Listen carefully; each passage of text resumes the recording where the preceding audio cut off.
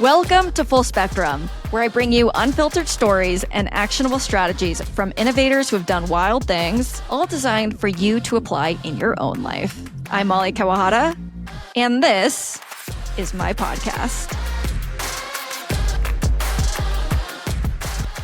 Welcome back to Full Spectrum. I am your host, Molly Kawahata. I love you guys. I've been having so much fun with this podcast. Thank you all for listening. I am always eager to have feedback and figure out how to make this better. So if you have any thoughts on what could be different or what could be better, or what isn't working or appealing to you, please let me know. And I've been asking for stuff in the comments on YouTube because I get overwhelmed. Frankly, it's also kind of easier to look at constructive feedback there, to be honest. But I really care about this podcast. I want this to be something quality for you. I want to never be wasting your time, but I don't always know what I can change or improve. I really rely on you all for that. So help me bring this podcast from good to great. I would really appreciate that. Okay. Recently, I was in Yosemite visiting a friend who's based there. And on the approach, which is the hike to the climb, whatever trail there was, we were not on it. So we were really bushwhacking, which that is the number one way for me to get super demoralized. And the fifth time a branch hit me in the face, I get a text and it's from my therapist. And it just says, "Are we still meeting right now?" And I was like, oh God, I totally forgot. So I text him back oh my God, sorry. And I kind of left it there, kind of being I can't make it. And he writes back okay, that's okay. If you're still able to meet, I'm available. But if not, I have to charge you a late fee. And I was oh, I don't really want to pay the late fee. And it's because they can't charge your insurance if you don't show up to the appointment. So I was okay, so if I talk to him for a little bit, then I don't have to pay the late fee. So I called him right away. And for whatever amount of time, I was I'm just going to talk to him because I don't want to pay the late fee. So I call him and he hears all this rustling. He doesn't actually ask me where I am, which I thought he would. I proceed to have a full therapy session while bushwhacking uphill on the way to this climb. I swear to God, you guys, I didn't slow down. I swear. But I fully talking about my insecurities and the ways I f***ed up and what I need to improve. And by the time we actually got to the climb, the appointment was done and it was great. It worked out. The route had just gotten in the shade, which is what we wanted. But anyway, all in all, a great day. The climb was way too hard for me, but that's how it goes when I rock climb. All right, our guest today, I am so excited about this episode. I think you're going to really enjoy it. So our guest today is Brad Jenkins. He's a former associate director in the Obama White House at the Office of Public Engagement. He's going to explain what that is and what they did, but it's basically the team that was in charge of engaging with the public. That was their job. They were the face of the White House, and he's got the most outrageous story that you've probably never heard. And I think it's actually a historic story, but basically it starts with the fact that healthcare reform got passed. We've tried to pass it for a century. Obama gets it done. And then a massive problem happens. And Brad's going to talk about that. And Brad and his team in the Office of Public Engagement, they were brought in to figure out a way. And it's the most unexpected strategy you would have ever come up with. And it worked. They got people insured. And this story involves the most crazy characters. Zach Galifianakis, Valerie Jarrett, the president's senior advisor, Brad, and his team, Will Ferrell's Funny or Die team, one of the president's speechwriters, Bradley Cooper, he's big in the story, right? And a bunch of other people. These are people who do not go together and came together. So this story makes no sense. And that's why it was brilliant. So Brad, I met literally when I was a high school student as a student organizer in the Bay Area. And he was living in the Bay Area with his wife, who is at Stanford Law, Marina. And they were organizing for Obama. And so we all became this unit of Bay Area people who were devoted to helping elect President Obama. And then Brad moved to Chicago to work on the campaign, became an associate director in the Office of Public Engagement, which he's going to talk about. He moved over to Funny or Die to lead up a lot of their political content and did amazing work there. He now runs his own production company called Enfranchisement. They do incredible content on engaging people around issues that matter. And he started his own podcast with one of his colleagues from the Office of Public Engagement, Carrie Twigg. It's called Twigg and Jenkins. And if you are interested in progressive political podcasts, this is a really, really good one. Highly recommend. All right. So without further ado, Brad Jenkins. So I grew up in Trenton, New Jersey, in a pretty kind of a melting pot community, but mostly Italian and Black. Those were kind of the two communities. And I lived in the Italian part of Trenton. Literally every single one of my friends was Italian American. And my father's Black and my mom is Korean. So growing up, just living my life, I looked very Asian, way more Asian than I look now. Like I kind of grew into my Blackness. But my dad was very insistent on teaching me about Black culture. We listened to nothing but, Motown and Earth, Wind and Fire and Marvin Gaye and Donny Hathaway. All of my heroes were Black. All my sports heroes were Black. All my family members on my dad's side were Black. And so I was the most Asian looking kid who thought he was Black, maybe in America. I don't know if there's if there are others like us out there, but around all of my Italian American friends, I was different. I was not like them. So that identity was very clear to me. But when I went to basketball camp for the first time, I was 8 or 9. And it was in the part of Trenton there that was all Black, like no Italian Americans, all Black. And it was the first time I ever went to a basketball camp. None of my other friends were going to this basketball camp because my dad was very insistent that we went to this camp, that I was going to learn all of these new skills. And so I still remember I get to this camp and there's just nothing but Black families, nothing but Black kids. The instructors were Black. And I was thinking in my head, this is my home. This is it. I'm finally around my people, my Black people. I'm used to going to school with all these Italian kids. Here are my people. And, we did dribbling drills. We did all these things in the middle of the camp. And then the end of the day, we played a game, like a full-on scrimmage. And as you could probably expect, I was the only Asian kid in this camp. And so we split up in teams. And I have my team, and I'm the point guard, and I'm dribbling the ball up the court. And every single person on my team is yelling, Chinese boy, pass me the ball, Chinese boy. Because we didn't know names. No one knew each other, And as I was dribbling up the court, I literally was like, who are they? I was looking around who are they talking to? What Chinese boy? I'm Black. What do you mean? And I quickly realized the way that society saw me was not the way that I saw myself. And it was a very, core memory in my life. I remember crying. I was very upset. I didn't cry till after the game, but I was really upset because I felt like my dad lied to me. So I was like, Dad, you can't tell me I'm Black if I'm not Black, what's going on?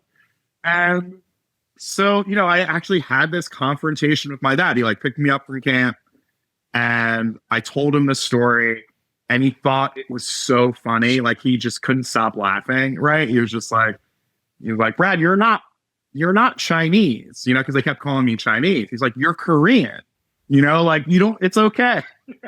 It's not a big deal. It's not a big deal when they're calling you Chinese boy. But his advice to me was, again, another core memory, which is, speaking of identity, but also speaking of, I think as a multiracial human, but also as someone who, I went to school in the South. My parents are Trump voters. I'm Black and I'm Asian. Letting people judge you, but not judging them for judging you. So what my dad said was, they don't know you yet. I didn't want to go back to the camp the next day. I was very upset. I was like, I didn't know what the word racist meant. I didn't know what that word was, but I knew that I felt like they were bullying me. When in reality, they just wanted the ball and they didn't know how else. They didn't know my name. So they're just yelling for the ball, Chinese boy, give me the ball. And my dad told me, he's like, look, if you play well, go to the camp the next day. If you play well and you're open-hearted and you are willing to get to know them, they're going to stop calling you Chinese boy. And my dad was totally right. It sounds like an after school special, this story, But the next day I did exactly what my dad said. I came in with an open heart. I didn't judge. We scrimmaged again. But in that game, I played really well. Like I think I hit the game-winning shot. I played really well, passed the ball well. And after the game, the like tallest kid on my team came up to me. He's like, "What is your name again? What were you?" And I was like, "Oh, told him my name. The rest of my teammates knew my name." And the whole Chinese boy thing lasted one day.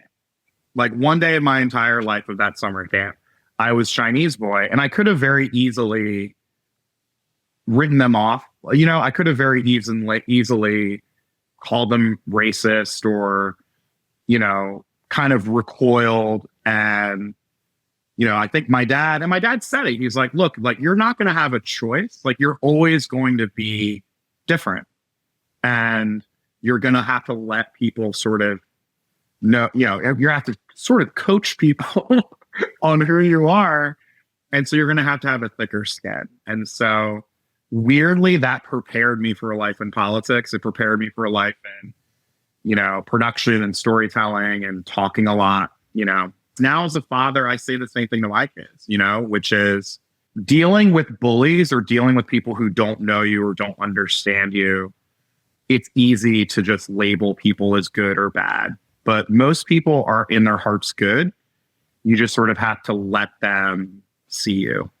But now that I'm a dad and now that my children are at that age that I was at that age, I do wonder how I would have responded. I don't know that I would have just laughed it off. I don't think I would have been just like, they could just call you Chinese boy. I think I would want to talk to their parents. I would want to get involved. I would want to sort of show up in my child in a way that I think, this is sort of the modern day of parenting as well. This is also, as much as I love my father never changed a diaper in his entire life. He's proud about this, right? He also said his parenting didn't start until I could start playing sports, right? Like in his head, he was like, that is what fatherhood is. It's not any of the other intangibles, right? It's not reading to your kid. It's not changing diapers. So, my parents are boomers. They come from another generation. And I think that they do come from a generation where it's like, you have to have grit. You have to figure it out yourself. Being a boy, you got to be able to fight back, or you have to be strong. And I do think that there are other forms of bullying. I mean, there are other forms of exclusion. There are other forms of making someone feel like they don't belong, or not allowing someone in that's not as blatant as something like that. And it's not as simple as just hitting a jump shot and then all of a sudden you're accepted, right? So the anecdote is funny. Someone calling me Chinese boy is not the worst thing that's ever going to happen to me in my life, right? And there's going to be so many other things, so many other people that may try to harm me or do bad things to me. That is just silly. Like I know who I am. So yeah. I'm not going to let what someone else thinks of me define me. And that is thanks to my father, because he's a, absolute crazy person and he's so much confidence, and I got a little bit of his confidence, but I think that it's served me well in that, in a world where I do think it's very hard there, the world can be very oppressive in a way to tell you that you're not included, you're not smart enough, or you're not successful enough, or you're not Asian enough, you're not Black enough, right? Like, I think that I always never really bought into that. I always sort of felt like, but I'm just my own thing. So I don't really care, because I can't be anything to anyone. Like I can't fit into one box with anyone. So I might as well just like be confident being me and doing sort of my own thing, Yeah, which is such a journey, right? From that one moment. Yeah, and it wasn't just, I kept learning it. Like there's so many other versions of that story, I think. And I'm still honestly, like I'm still learning it. Like you and I talked about this, Molly, but politics are forever changing. My life is always forever changing. And so, there's not a moment where I'm not questioning how I fit into the world and my identity and what are my actual superpowers? Where are my actual contributions to the world right now? And my own journey even my own racial journey continues to evolve. I'm continually trying to figure out how my own story can serve the work that I do and like people that I work for and with.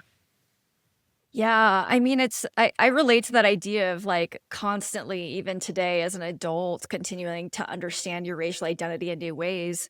I mean, growing up, I grew up with a lot of half Asians in my community in the Bay Area. And so there was like this distinct kind of half Asian identity where you fit in and you belong.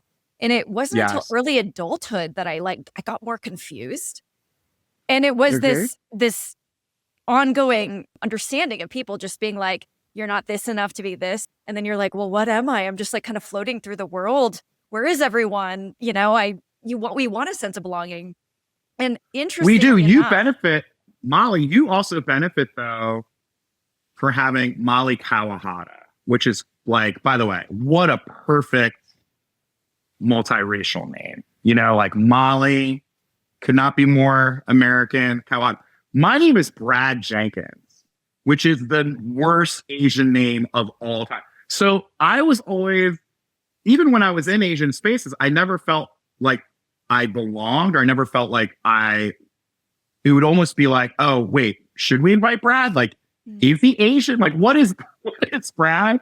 So you growing up with half Asians, like I didn't know any half Asians there were no half Asians growing up. And so I think if I had that experience of other people who had a similar kind of like multiracial background, like my wife, when I met my wife right after college, I completely fell in love with her immediately because she's half black, half white. Like it was one of the first people in my life that sort of understood that kind of duality, that like lived experience. So, but if I had grown up, you know, where you grew up, I feel like I would have probably understood that more. You know what I mean? That there are other people like me out there.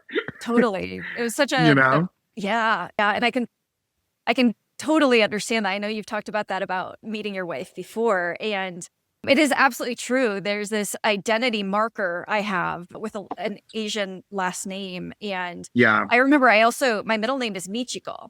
And Oh, growing up, so my name was Molly Michiko Kawahata, and my family would call me Michi. I love that. That I didn't know name. that. I'm gonna Yeah. start calling you Michi now, Yeah, Molly. you are welcome to. But what's so heartbreaking to me, it really breaks my heart. Such a moment of regret is that as a child, people would make fun of that when they would hear my family call me that, the other elementary school kids. And Right. so I was so embarrassed. I was so Yeah. embarrassed about it. And so sad. But I asked my family, I think, like, don't call me that. Don't Yeah. call me that because of the shame of my own racial identity. And it breaks my heart now because I've obviously become so much more disconnected from that name. And Oh, so yeah. that was a moment for me of like realizing exactly like what you're saying. You have your own racial identity, and yet a lot of other people try to define you for you. And that's really challenging. It is. I mean, I felt the same way too, Molly. It's, you know, I was always so ashamed whenever my mom put in like kimchi or anything that was smelly, but that like fear, people yet like, oh, what is that smell? What are you eating? And then me running home and saying, do not ever do that again. Do not ever put kimchi or rice or fish or anything that could smell again, because I don't want people to know. I was very ashamed. And then the other thing, I was always so ashamed of my mom because she had broken English. And it was I wasn't ashamed for like, I wasn't ashamed because she was my mom. I was protective of her. I never wanted my mom to like be a chaperone, you know, like field trips and stuff where you'd invite your parents to be chaperones or, you know, monitors or whatever. And I would never ask my mom because I knew that like these bratty ass kids were going to make fun of her, you know? So it is it's a really tough thing. I also think that because of that, my dad was the exact opposite. My dad was so cool. My dad was black. He played the guitar. He was the coach of all the sports teams. He was gregarious and kind of silly and was half drunk all the time, which is a whole other thing. Like my dad was just out there, you know? And so that was the identity that I really clung to because it felt safer for me, right? Because my dad was someone that all my friends looked up to. My dad was someone that all my friends like wanted to hang out with. And so I did, especially when I was younger, feel this real pressure of trying to suppress that Korean side. And then not to mention my parents sort of did it too. Like my parents did not teach me Korean. I didn't go to Korean school. Like a lot of my, my mom's friends, kids all went to Korean school every week. They did not do that for me.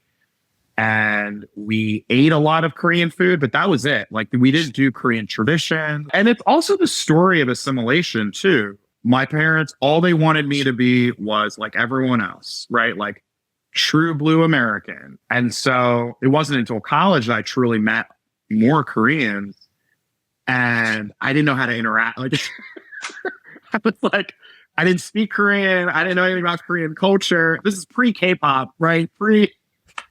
Pre-Korean explosion on pop culture. And so I stayed away. Like I never, there was like Korean groups at UVA and like other things that I just completely stayed away from it. I was so scared of it. Yeah. Isn't that wild how like those experiences are introduced at different times in our lives for such different people, and how that impacts our experience growing up. So I met you and Marina in the Bay Area when you were working in finance back then. And I remember she was a law student at Stanford. You are doing something very different today. And it was really when this guy named Barack Obama, right? We were both kind of inspired by his message alongside so many other people. So what happened around that time when you were transitioning into thinking about what's happening in politics? Yeah, you met me at like the Fight Club line. Like you met me at a very interesting time in my life, Yeah. While the buildings are falling down. Molly and I met at a very interesting time in my life. It was literally that moment changed the trajectory of my entire life, my entire career, my marriage, everything, because I literally fell in love with this guy named Barack Obama running for president. And it was a real love, it was a real parasocial relationship. It was really special. But honestly, it's a great segue, Molly, because it speaks to everything I was just saying, right? Like, I think I never truly felt like I was a part of any community, let alone America. Like, that's the other crazy thing. Like, the challenge or the idea of feeling connected to your country, to communities, to making the country a better place. None of these concepts were really introduced to me in a way that was relatable or compelling or interesting ever, right? And so when Obama started running, we read his book. He had this beautiful memoir that had already been out, and we were just big fans. And so we just kept going. There are all these like little Obama events. That's where Molly and I met. I think we met at someone's home, and it was so inspiring to me. It really was. It's the first political event I'd ever been to in my entire life. I was working at a hedge fund at the time, making really good money and like sort of starting my career. I was working in finance in New York. And so starting this kind of new career in California, like California finance, it's like a different vibe, different feel. But my heart and soul was volunteering for the Barack Obama campaign. Like I would wake up, Farallon Capital was the firm I worked for. I worked on the trading desk, so we're on market hours. So I had to wake up 5 a.m., get on the road, 5:30. My day would start, right, pretty early in the morning to get ready for the New York hours. But then my day would end relatively early. So market closes, I can head home. I'm getting home at like 5, 6 p.m., which is very different than New York. New York, I'm like working all day, all night. Like I don't have like free time. And so I'd get home and then I'd have this whole second life. I was like Obama Batman, right? So that very quickly escalated. Molly K could probably tell it much better than I, because Molly was like more legit than me, because you were running the whole country. You're running students for Barack Obama nationally. High school students.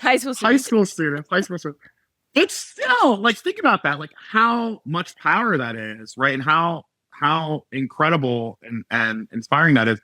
My job was literally every single day traveling to somewhere in one of these congressional districts to do volunteer recruitment events.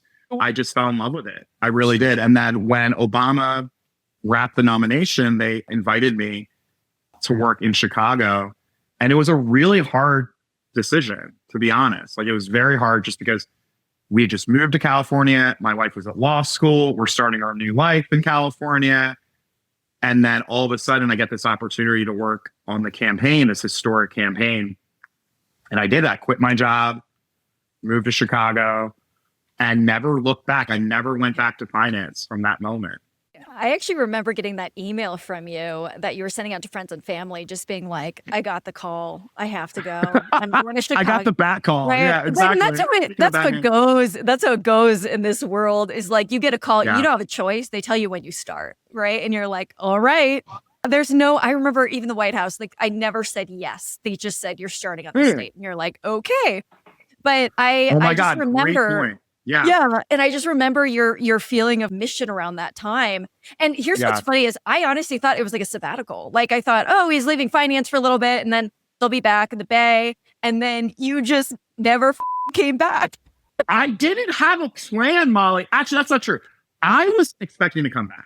I was like, I remember I had lunch with Tom Steyer. So I used to work for this guy, Tom Steyer, who's such a great human, and we're still friends. He actually ended up running for president. And the thing that Tom kept saying was like, this is the best decision you're going to make in your life. This is so great for you. He's like, you can always come back. And he said in that lunch, I don't think you're going to want to come back.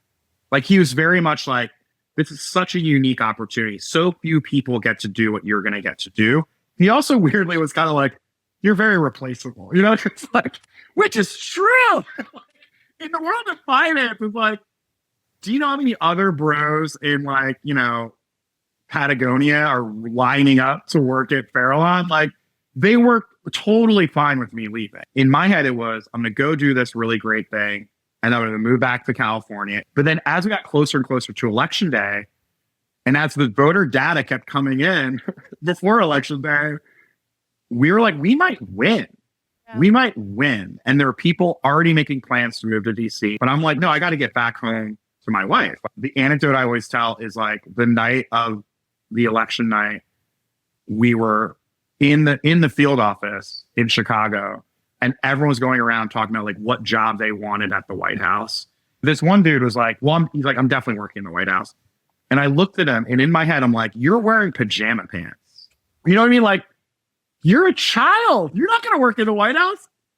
You ended up working at the White House. Like, everyone sort of knew that this was why you worked on a campaign. That was not why I wanted to work on the campaign. So I went back to California, and then it just became every day. Someone was calling me like, hey, Brad, you got to come to DC. And so I just packed my shit. My wife moved, had to move in with a friend, and I moved to DC without a job. Like, I was living on my friend Alfred Johnson's couch for months, and I didn't know how long the process was going to take is the other thing. Like, I was like, oh yeah, I'll just move to DC and get a job in like a month or two. No, it was like a month, and there was another month, and there was another month. And then I had to get a job. And so then I got a job as a startup. Maria was still finishing up law school. I was in DC. Those were kind of lean years. Making that decision, I mean, I was running out of money. Marina was living off of her college loans. I was going on Craigslist free stuff because I finally got an apartment, but I had no real cash flow. So I was just like looking for furniture, looking for anything for free. You know, I didn't want to waste any money.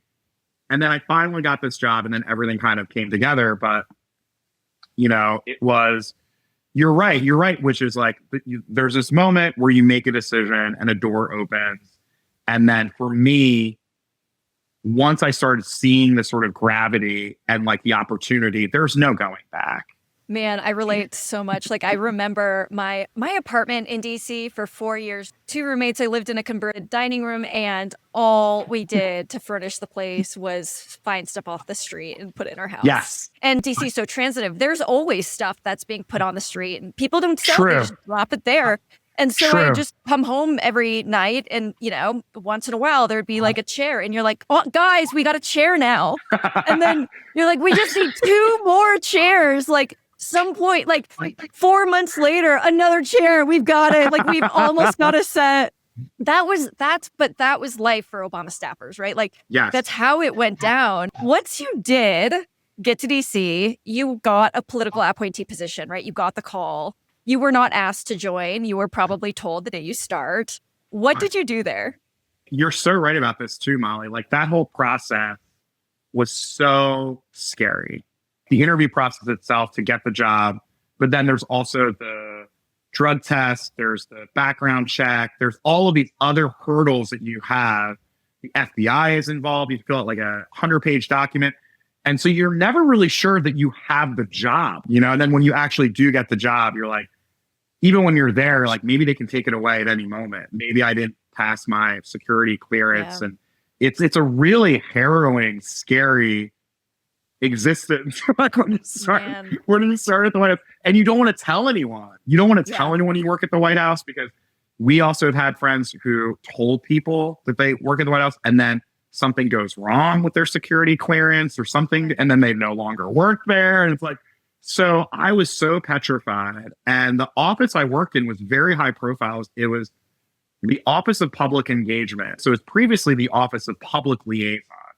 And in previous iterations of this office, this was the office where you hobnob with lobbyists, essentially. Under Clinton, under Bush, under all these previous presidents, was kind of the special interest office. And as you can imagine, President Obama did not want any of that because President Obama ran on getting rid of lobbyists, period. That's how he beat Hillary Clinton. I mean, the way he beat Hillary Clinton was like, we're going to get rid of your lobbyists. Hillary, I know you're beholden to these lobbyists and corporate interests. So when I got there, Obama was like, I want this office to be different. I want us to invite community groups. I want us to invite interesting people, inspiring people, artists, foundation leaders, nonprofit leaders.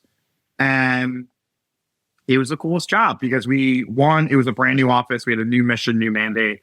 And two, we got to do a lot of events with the president. So we got to, really think about how we use him in ways that inspire people beyond just voting. Because that's, we were in that voting phase. We just have to get people to vote, get people to vote.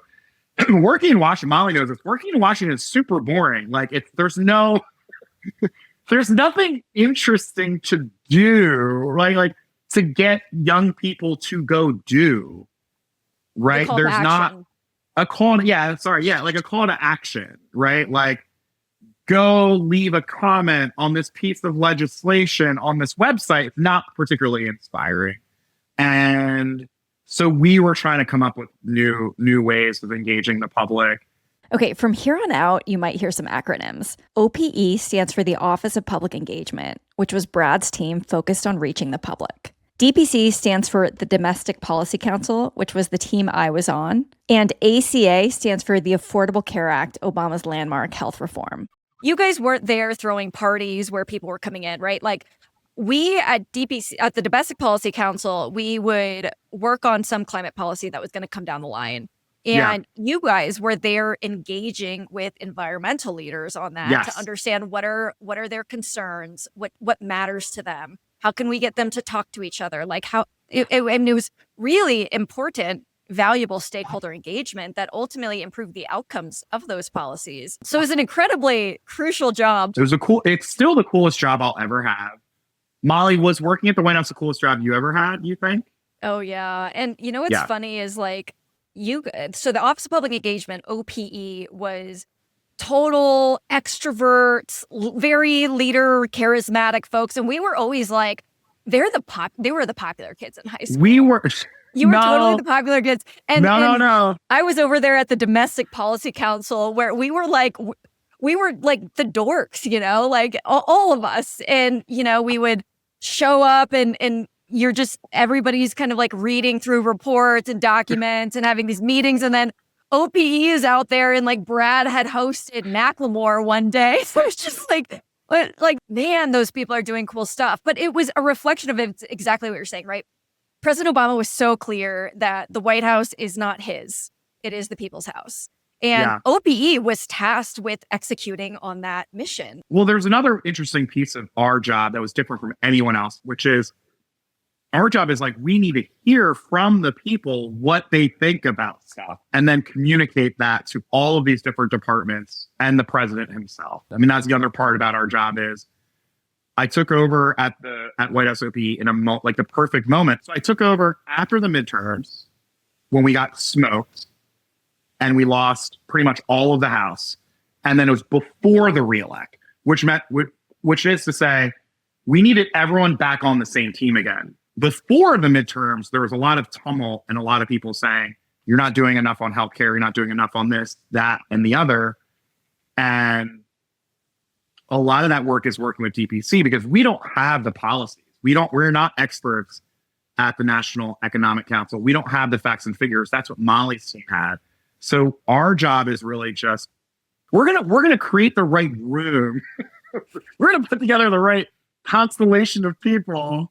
Well, like we didn't have access to the public, right? Like, yeah. Exactly. But here's the thing, Molly, I do push back on you saying that we were the cool kids. We were not the cool kids. Here's what I think OPE were the jocks because no one respected us. No one respected us. Ever like, because you guys were, I think DPC, you guys were kind of like the student council leader. Like you guys were like the people writing the policy of the White House. You know, like this is like very serious job. You know what I mean? Like, and White House communications, the White House communications were the popular kids. White House communications, I think, were the popular kids. There's that because too. They had they had real power. They were on television. I love doing meetings with DPC because it was, you know, that work.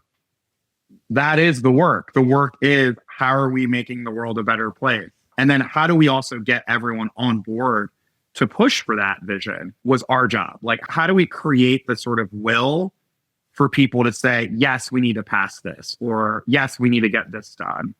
Yeah. So at that time, everybody at OPE had a portfolio. You had two major portfolios. Can you talk about them? I had, oh my God. I had the coolest portfolio. I had progressives, which is a very broad term, which meant really any organization, didn't matter really what their issue area was, that had a very vibrant, loud community. And my job at that time was really how do we build coalitions? And then the other community I had was, and I kid you not, when I started, we just called it celebrities. That was it. It was just called celebrities. Cal Penn had this portfolio before me, and he is a celebrity, so it was very easy for him to do his job. But when I started, the job was like, when a celebrity was in town to like perform in the East Wing, perform at some social office event, they would call me in because if we're going to have John Legend or Aretha Franklin or Questlove or Common to perform, I also want them to know about all of the policies and all of the work, the real work that we're doing at the West Wing, that we're doing with the DPC, that we're doing with the healthcare office. So my job was essentially like, I would almost steal them. So John Legend would perform. And so he's performing in the evening. We're going to do a West Wing tour or an East Wing tour in the morning or the evening following that.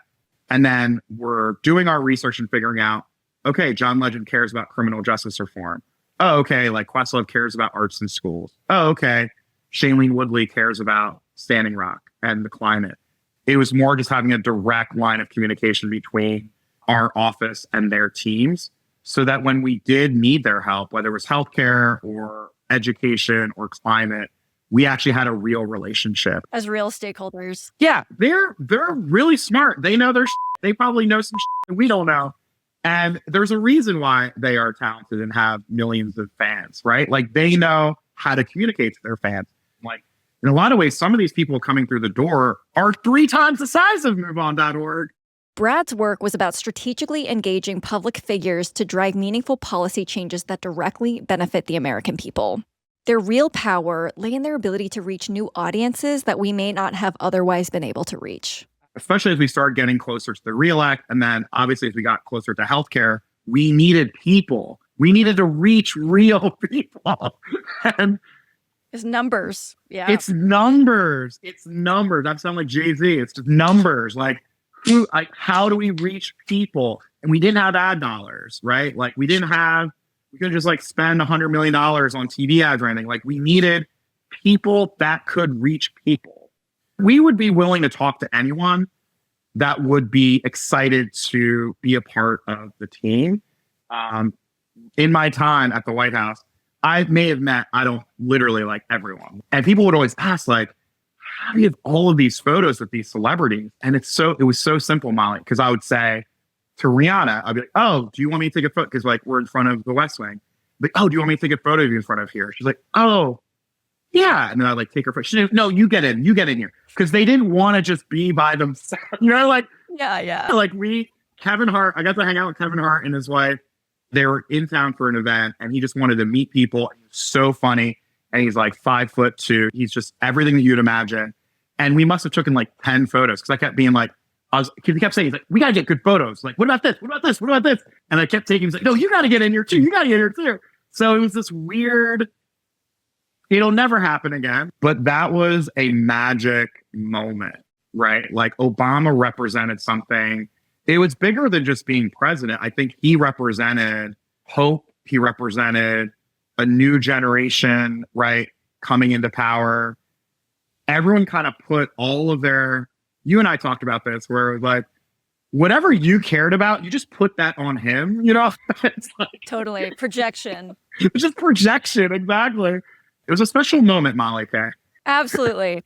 Well, so, I mean, you guys did a lot of really big things, but there is one moment that completely stands out to me about what your office and team accomplished. And I think it's like the greatest story no one knows or not enough people know. And it's no one historic. knows. You're right. It's historic. Let's go back to this moment. So healthcare reform is passed, right? This is President Obama's landmark legislative accomplishment, the Affordable Care Act, the ACA. Healthcare reform changes in that moment. We then need people to sign up for Healthcare.gov.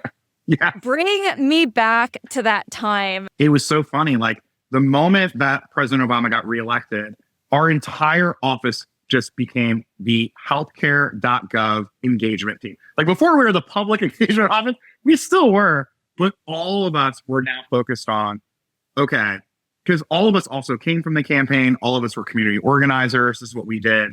So we were like, of anyone in the White House, we were like the campaign staff. Like we knew how to reach people, get people to do shit. And we needed millions of people to go to a website to sign up for healthcare. Like, that was all it was. That was what we needed. We needed to do it. Everyone knew as soon as we opened up Healthcare.gov, people that really needed healthcare were going to sign up. Older people were going to sign up. People that got denied healthcare coverage, people that got thrown off of their healthcare because of pre-existing conditions. This is the reason why we did Healthcare.gov. But if those are the only people who signed up, the whole system crashes. Doesn't work. Then there's no risk pool. So then the only people signing up are really, really expensive. And then so all the costs get fucked up. The healthcare providers will pull out. So we needed a balance. We needed a lot of healthy young people because that was the gambit. A lot of people had healthcare already. If you're in your 30s, 40s, a lot of people are getting healthcare through their employer, right? Like 90% of people are getting healthcare through their employer. Now, there are a lot of people in the gaps, right? Like creative people, freelancers on Cobra and all these different versions that suck. So we knew that we can count on them too. But there was this whole crop of people that did not have healthcare that we had to get healthcare. So there was so much work, so much brainstorming, so much creativity around how do we reach these young people?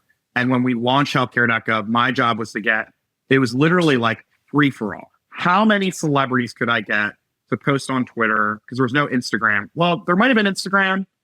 Barely. There might have been Instagram. I think Instagram just started. But how many people can post on Twitter or Facebook to send people to Healthcare.gov? If Lady Gaga posts something to 80 million Twitter followers, that's just clicks. That's just people going. We just wanted numbers. Speaking of what we were saying before, we just wanted numbers and we had no budget. So one of the things about Healthcare.gov is Republicans slashed any kind of real enrollment campaign. Like when the closest comp that we kept bringing up was like the seatbelt law. right? Because the other thing about healthcare.gov is like, you know, like you had to have, you know, this was the first time where you're like, you can go do this thing. For the seatbelt law, it was like, you have to like put on your seatbelt, or else you're going to go to jail. It's a very different kind of messaging, but they had so much money to get the word out. They had like TV ads and billboards and click it or ticket, like everywhere airports, anywhere you saw, it was like, you got to put your seatbelt on, right? Like that's traditionally what you do when you pass a like nationwide legislation like this. We didn't have any of that. So I did it. Like I was working with every one of their top people to get, you know, Lady Gaga, Pharrell, Amy Poehler, Will Ferrell, like anyone we could get to say, go to healthcare.gov. And we did it. We got like, I think we got 180 celebrities on the first day of enrollment to go to healthcare.gov. But Molly knows what happened. What happened? Molly knows what's going. The website didn't work. It didn't work. So everyone was clicking on a website that said, our servers are down. Can't sign up for healthcare. And it was a debacle. It was the worst day of my life. And I kid you not, I got cursed out by real celebrities, cursed out by real people whose names I will not mention. I got emails from people saying, this is so embarrassing. You should be embarrassed. I got one email from someone. Here's something I like really admire. Because they were angry. Because, you know, again, they're like promoting something called Obamacare. And the other thing about Obamacare is Republicans spent like something like $400 million telling everyone in the world that Obamacare was shit. So they're putting their reputation on the line. They're putting their fans on the line by saying, go sign up for healthcare. It was a disaster, Molly. It was so bad. So then the website is down. Like, I think we just shut it off practically for a month to 2 months. We hire all of these engineers to come to DC. Mikey Dickerson comes and kind of builds this almost like Ocean's 11 team of engineers to fix the website. So then finally they relaunch the website. This is maybe like 2 months later. And it works. But now we got to go back. Like all of our plans are thrown out the window because none of those people we can go back to wanted to then do the same thing we did, because they were like, we already did that. You're going to have to find a different way. Funny or Die was a company at the time. They were probably the most cutting edge company at the time because they were all internet based. Before streaming, before video on Instagram or Facebook.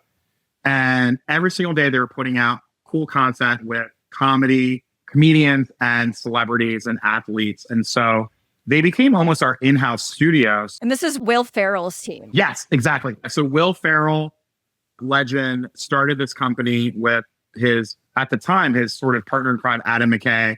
They had met at Saturday Night Live. They were both very politically minded. So they had started Funny or Die around the same time that Barack Obama was running for president. There's a very interesting parallel. My contemporary at Funny or Die is this guy, Mike Farah, who's now sort of my mentor. But he started Funny or Die around the same time I started at the Obama campaign. And so the evolution of Funny or Die and the Obama campaign was consistent. All this to say, we had this idea, like, let's get Barack Obama on the most viral talk show on the internet, which was Between Two Ferns with Zach Galifianakis. It averaged somewhere between like 10 to 20 million views. And by the way, this is not like bull views. You know, like the views now are not real views. Funny or Die wasn't on YouTube. It was just you had to go to this website and you had to click play. And then the reason why it was called Funny or Die is because there was a funny button and a die button. And if you pushed funny, it had a rating. There's like a funny meter.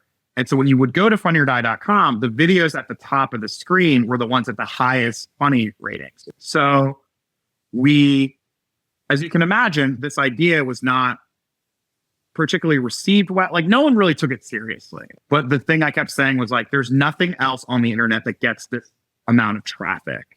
Like this is it. So when the website didn't work, I became like Captain Ahab and Moby Dick. Like that was my white whale. I just kept saying like, guys, this is what we should do. There's like no other way we can break through. This is so great. And kept pushing it, didn't go anywhere. And two things happened. Re-enrollment started. So the website was working and no one was signing up. The numbers were so bad. again, people that we knew were going to sign up, all the sort of sick people that needed care immediately, those people were signing up. But no one under the age of 40 years old was signing up at all. And Obama, he would have a weekly Roosevelt Room meeting with all the senior staff. And he kept asking, well, what are we doing? Like, these numbers are not where they need to be. And there was one meeting where he got really upset and he like kind of pounded the table and said, none of these things are going to change the trajectory. We have to do something different. And he like kind of stormed out. He's really upset because it was just like his whole presidency, honestly, came down to this historic legislation. If this didn't work, nothing works, right? When we talk about why government matters, there could not be a more clear example of a test. Republicans, their whole thing is government doesn't work. Let's get rid of all these government programs. Let's let the private market, let's let companies and corporations do this because the federal government just does not know how to do stuff. That's the mantra. Our job is always to say, let's prove that and say, no. Government can be a force of change for good. Government can deliver services.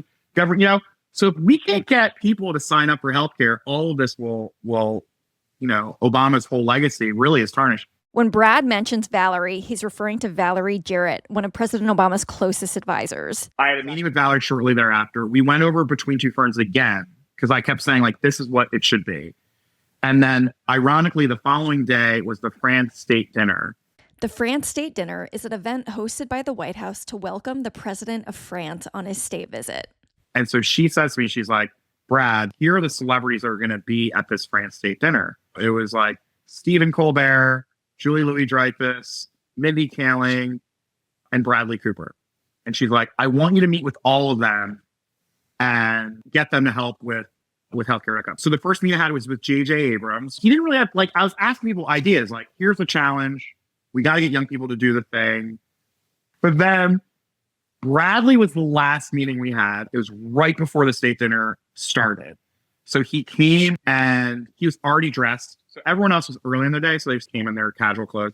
Bradley, he's in a tuxedo. Valerie goes through it. Like, here's the challenge, Bradley. Like, we really need young people to sign up for Healthcare.gov. He was like, well, look, I'm not on Twitter, so I can't really help you there. He had just done The Hangover with Zach Galifianakis. So they were really close. They're buddies.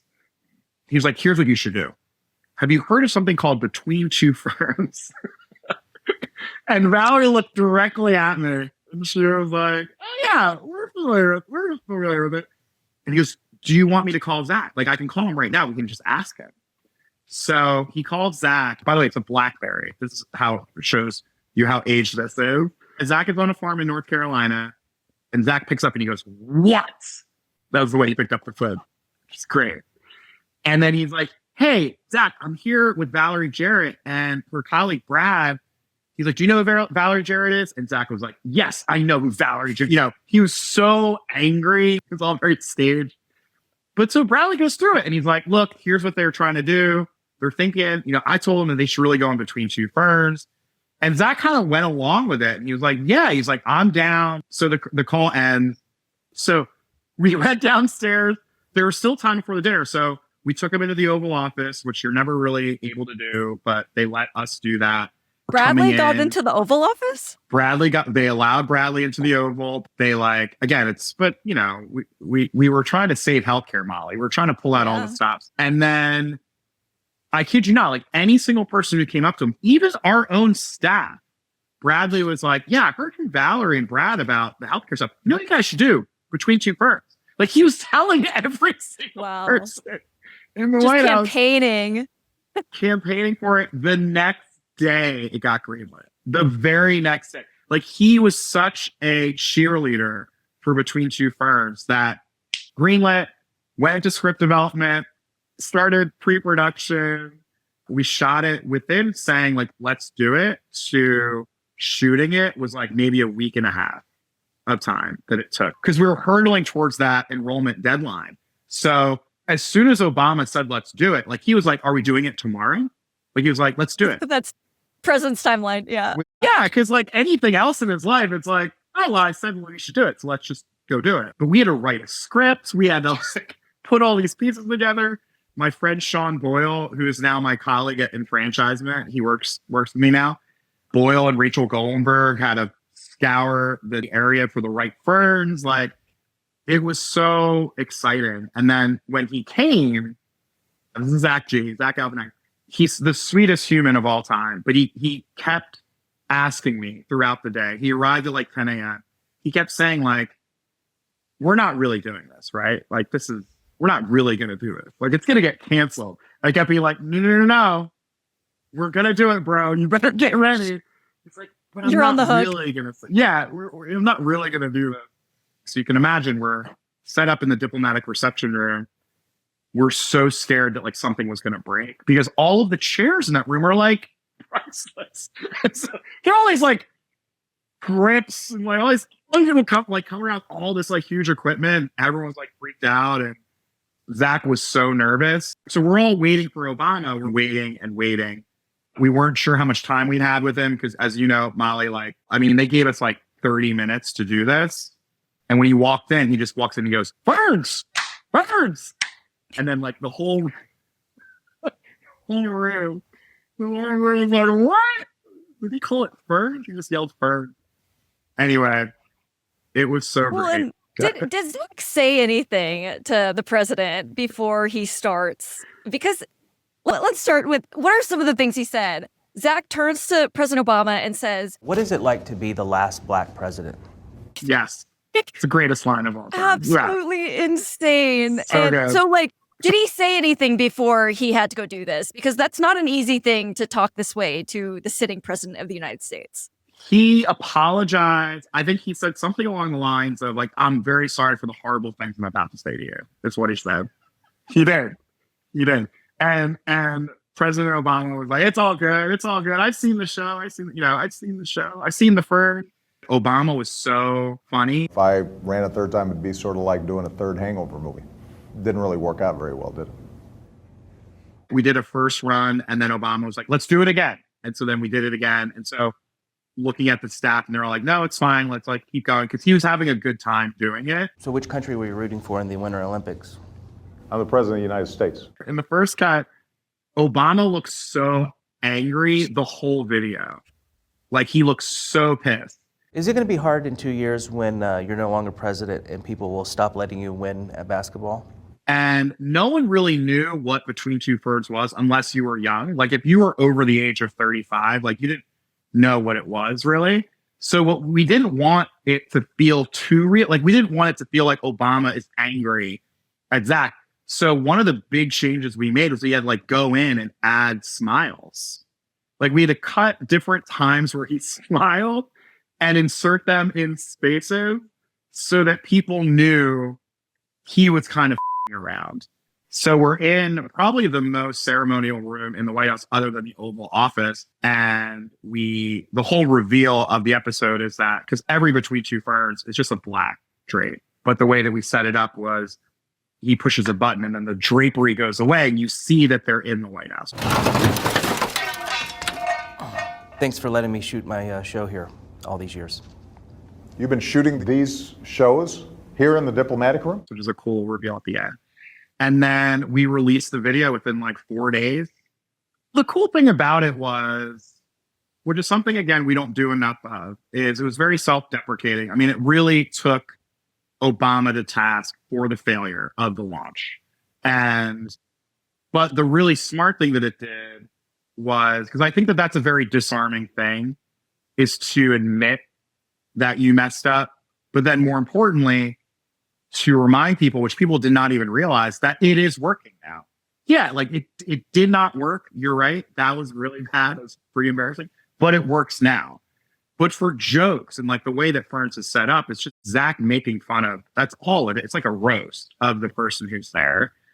And he let loose. Like, there was no, the thing about it is, like, for some Ferns as well, there's like a back and forth, right? So there's a lot of, Zach is also self-deprecating. So you have the guest also roast Zach. So there's a lot of back and forth.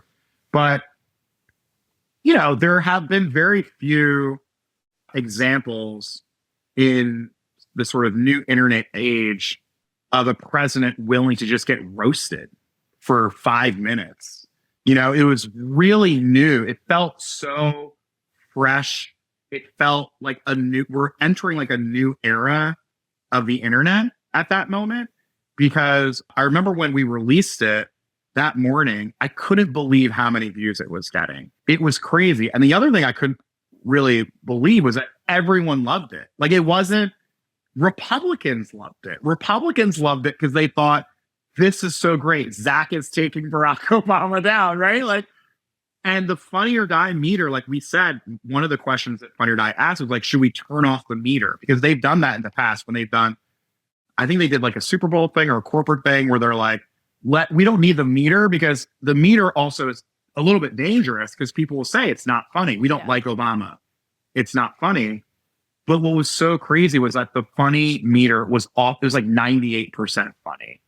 And this is someone who half the country hated. Half the country did not like Barack Obama. You know what I mean? Like, those were just his favorability ratings. Like, half the country believed he was doing everything wrong. But because of the nature of that video, which is Zach making fun of President Obama for so much of the video, it tricked people into thinking this was actually not something that the White House was collaborative on, right? Like, they really did think like, Zach got him, like, why would Obama choose to do this? And it was a trick. I mean, it really was a trick for almost like 2 or 3 days. The enrollment numbers were skyrocketing. The traffic to the website skyrocketing. Like, everything was doing what we wanted it to do. And so we let the public think that like this was some great roast of Obama without being like, no, this is a strategy. Like, we needed you. Like, we needed you to go to the website. And I think it wasn't, I mean, Tara McGinnis, who is my partner in crime, who is on the sort of policy side, she was getting real-time figures. And it wasn't until I think like a couple of days later that she started letting the public know. Like, this is a huge success. The biggest success of it, which President Obama was so excited by, because I got to brief him on all of this, was, I want to say 90% of the people that were clicking through to Healthcare.gov had never been to Healthcare.gov before. It was a really great arc there. So, I mean, what you guys did was actually quite risky at a time when, I mean, this is the president's landmark legislative achievement. It's also the thing everybody cares most about, because this is going to really impact the lives of the American people in a very tangible way.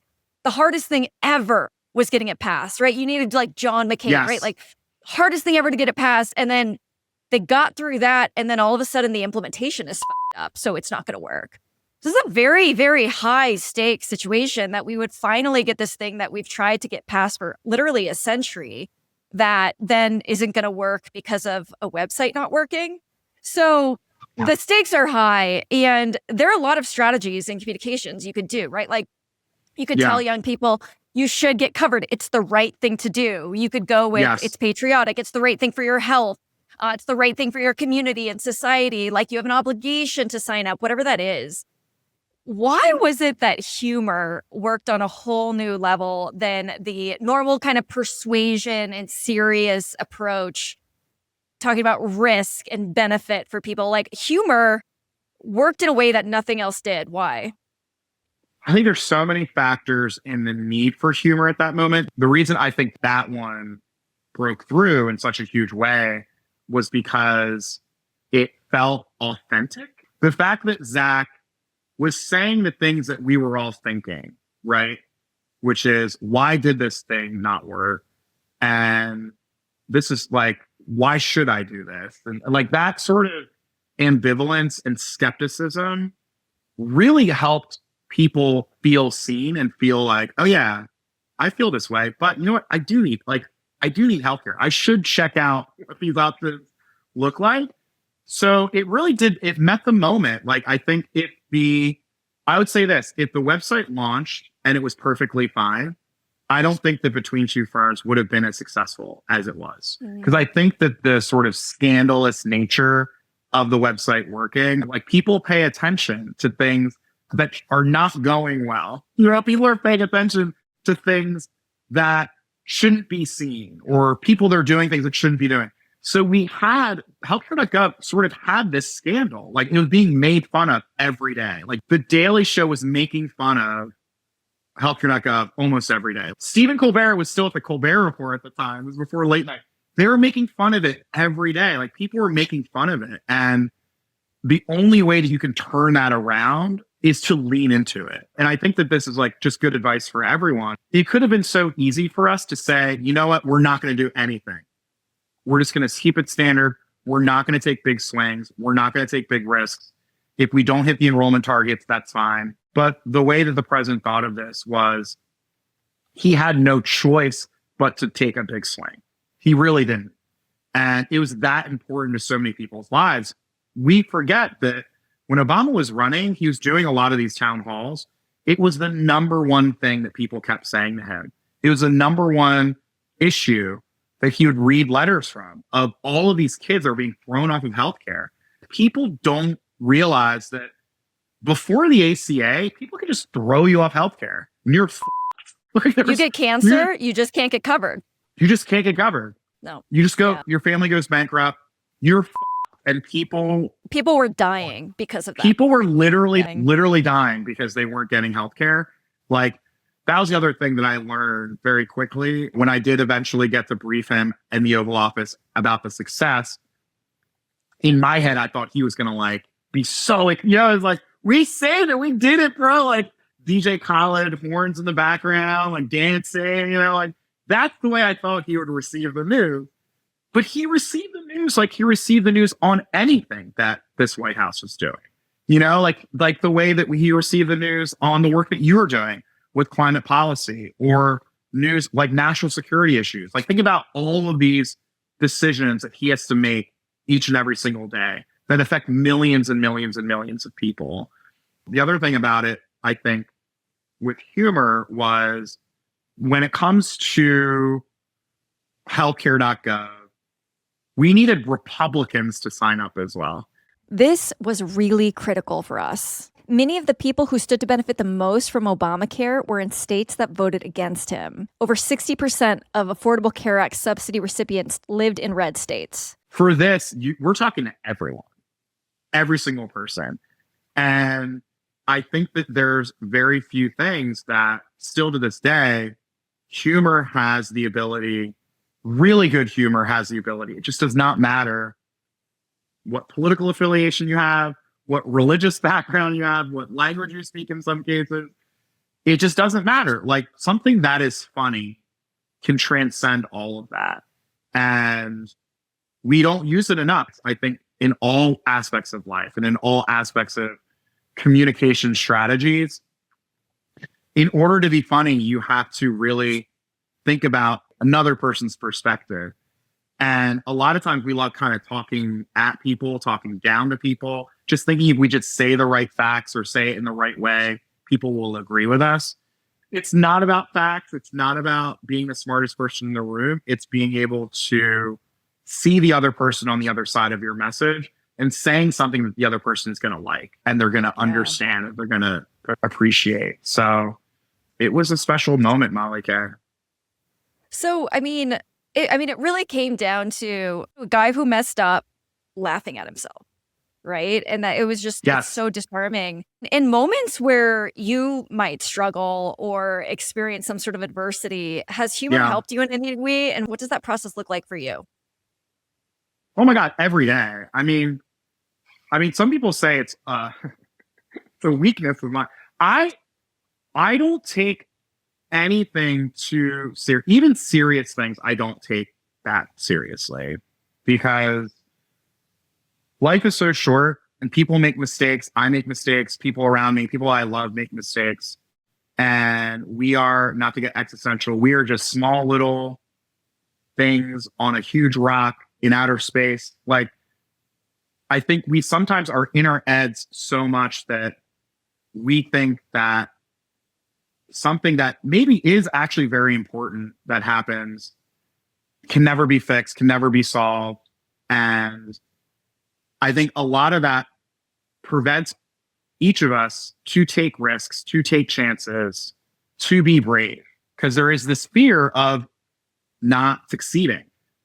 a fear of looking dumb, a fear of failing publicly. There's a lot of fear of people being shown to be not smart or not desirable or not interesting. And comedians are very different. We're all kind of, I don't consider myself a true comedian, but I work in comedy. We're all a little bit crazy. I think you have to be a little bit crazy, meaning like we've had trauma in our lives, or we have crazy amounts of confidence where we are able to put ourselves out there in a way that's very abnormal. There's a lot you can learn from learning how to take your almost like your weaknesses as strengths, right? Like really good comedians are the ones who make fun of themselves. That is the most disarming thing in the entire world, is your faults or your flaws. I mean, again, like all my favorite comedians of all time are the ones that are able, Zach is a perfect example, right? Like people who are able to completely disarm you with telling you how they are imperfect, you know? There's a world where I think we can do a lot of that more. I think that even in the business world, even in the political world, like no one is perfect. No one is able to live their lives perfectly. And the grace, I feel like grace is a word that I come back to often, because I feel like we, especially in the political world, we give grace to candidates, right? We're candidates, that they have to say a certain thing to reach a certain audience. Sometimes you have to sort of tone down certain policies for certain issues because it's going to alienate a potential battleground state. And you have to give them grace. You have to be able to say, I understand how you're acting or what you're doing. It may not be what I want, but it's not about me. It's about the larger good. And I feel like sometimes we don't do that with ourselves. Like we don't give ourselves, I know this sounds very cheesy, but it's like, we don't give ourselves grace. Like when we mess up, I think we're really hard on ourselves, right? Like when we don't show up in the way that we want to show up, or when we fail, or maybe we, for a variety of different reasons, aren't as good of a friend or good of an ally, or we could be better. I think, I'll speak for myself, we can be really hard on ourselves, right? And I think that a lot of mental health that I've faced has been self-inflicted mental health. And I think that it's such a weird comparison to a political campaign. But in a way, you have to sort of give yourself and the people around you. I mean, I learned that with my own relationship with my mom and my own family. Like, you have to be able to give people grace. You have to be able to see and understand that they're going through their own things too, And again, I think that it's such a weird bridge to comedy, but I honestly think that really good comedy does that. I took a job at Funny or Die after the White House because I know these guys and I really like them. And I was just like, I want to talk to them more, and I'm just going to take a risk. And every single person thought I was crazy leaving the White House to go work for Will Ferrell. Whenever we were setting out to do a project, if anything felt similar to something we did a year ago, we were completely uninterested, right? We always wanted to try different ways of doing things. And I think in the world of politics, this, we're so ingrained to do the same thing. Same thing. And we always keep saying, well, that's what we did. That was the playbook. This is what we do. This is the strategy. This is what wins. And, I worry that we're not taking enough risk. We're not taking enough swings, big swings. And I think in my life recently, I got very comfortable. Even within my own world, of just taking the easiest next thing. It's like someone offered me a thing. I'm like, yeah, sure, I'll do that thing. And I kind of lost myself in what do I really want to do? What really inspires me? And the level of happiness and also the level of joy that I have now in my work, because I'm now choosing the things that I really am deeply passionate about. But I think that people will find that when you start doing little risks, where you start pushing yourself out of your comfort zones a little bit, taking it out of the creative context. Like if you and I, like Molly Kay, like I had never gone to that Obama volunteer event, my life would never have been the same. Like that little bit, and it takes a little bit of risk taking. It was like, I don't know these people. I don't know how it's going to be. Like, I don't know if I'm going to like it or not, but just coming out of our shells a little bit and being willing to challenge ourselves. You know, the parts of my life where I was most happy were the parts of my life where I didn't have a cool job or was doing cool things, or it was the times in my life where I was surrounded by people that I loved and trusted who were like my close friends. Totally. There's something so I can relate to so deeply about the times in my career and my life where I've tried to be strategic. Exactly like you're saying, like it would make sense for my career to do this. I've ended up doing things I was incredibly mediocre at.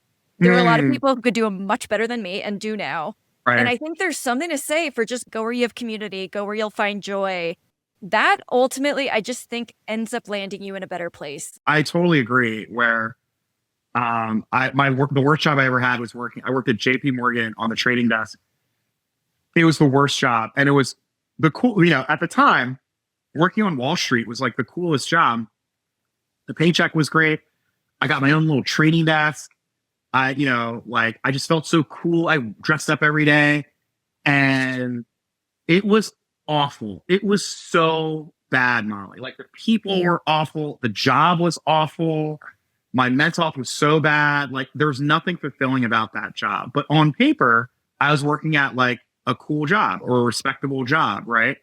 And I think you're right. I think especially now too, where, the side hustle is like kind of the term, but I found that a lot of my friends' side hustles have now become their jobs, because they care about it so much and they're passionate about it. I mean, the Obama campaign was my side hustle and that turned into a job at the White House. So, just do honestly, just like doing the things that you love is so inspiring to me. It's so exciting to me. And also take your interests seriously.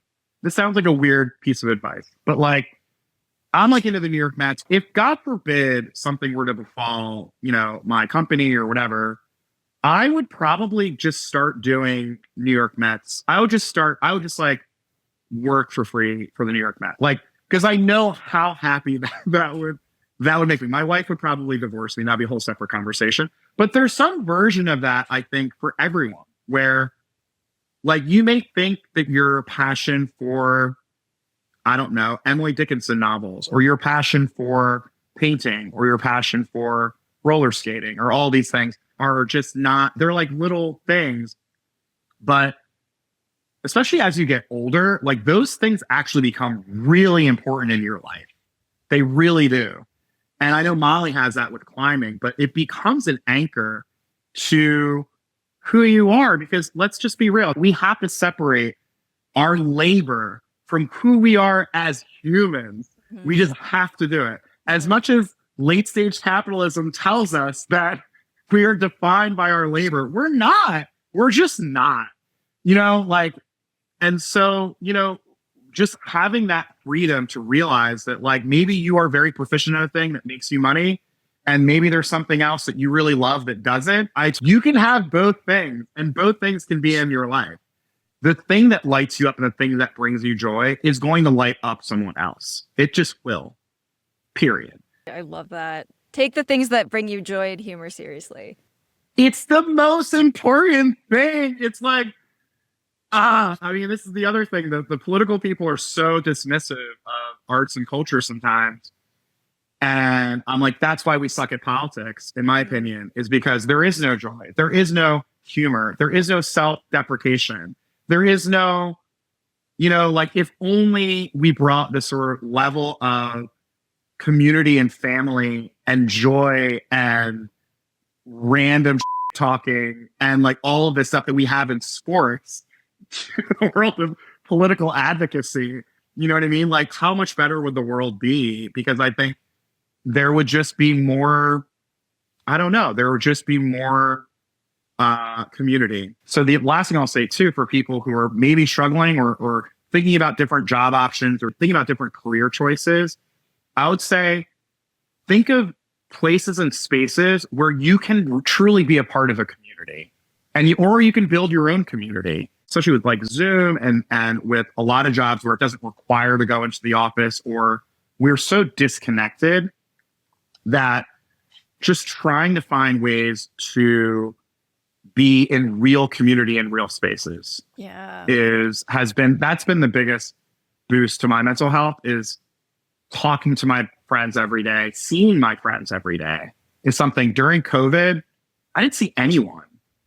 It was so hard, and we have the ability to do it. We really do. It's just a matter of getting out of our comfort zones and also getting out of our heads a little bit.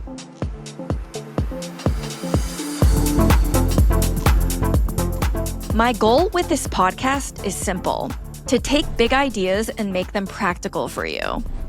Let's talk about humor, not as a punchline, but as a tool, because Brad just showed how powerful it can be to drive change. And in the right hands, it's persuasion in disguise. Part of the reason is because people's emotional states can change when they laugh, when they experience humor. It can make them more open, less defensive, less resistant, more likely to trust, and more likely to remember what they just heard. So let's take a second. What is humor to begin with? A lot of humor encompasses 3 components, and we're going to go through them. You can think of it like 3 tools. Not all comedians use all of them, but the ones that land hardest usually know which one they're holding. And this is largely based on the work from the Humor Research Lab. All right, the first is called benign violation. This can be what happens when something breaks a rule or violates how we see things. But the operative thing here is it's safe to laugh. So benign violation, Ali Wong is a really good example of this, right? She goes on stage pregnant, and then you do not expect her to talk about the things she talks about and to talk about them in the way she talks about them. I have a hoarding problem, which I'm hoping is the center of all of my other problems. I'm hoping if the hoarding goes away, the HPV will also disappear. The reason this works is because it's very disarming. It disarms resistance. People are more open to uncomfortable ideas when they're laughing. Now, in Between Two Ferns, they did this brilliantly, right? One of the things that's really important here is that aspect of, but it's safe, right? And Brad talked about that. Obama was so in character, he was so deadpan the whole time that they actually had to edit in clips from elsewhere of him smiling so people would know he's in on the joke and it wouldn't make them uncomfortable. Okay, the next thing humor can encompass is incongruity. This is where a pattern is set up and then they break it. Something starts and then it ends differently than you expect. And part of this is playing on the fact that our brains fill in blanks. The setup doesn't match the punchline. So this is the basis for a lot of memes, right? It's taking 2 things that don't typically go together and putting them together to make commentary about something or make people relate to something. Incongruence in Between Two Ferns, the brilliance of it was just the setting itself. The act of a president's stature, sitting down and getting roasted was in and of itself incongruence. It also violated every aspect of presidential communication.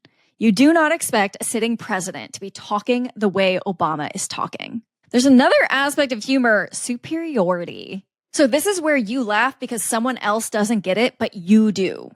The character is clueless, you aren't. You're in on the joke. Classic example of this is Michael Scott from The Office, right? Would I rather be feared or loved? Easy, both. I want people to be afraid of how much they love me. All of the characters recognize all the ways Michael is flawed.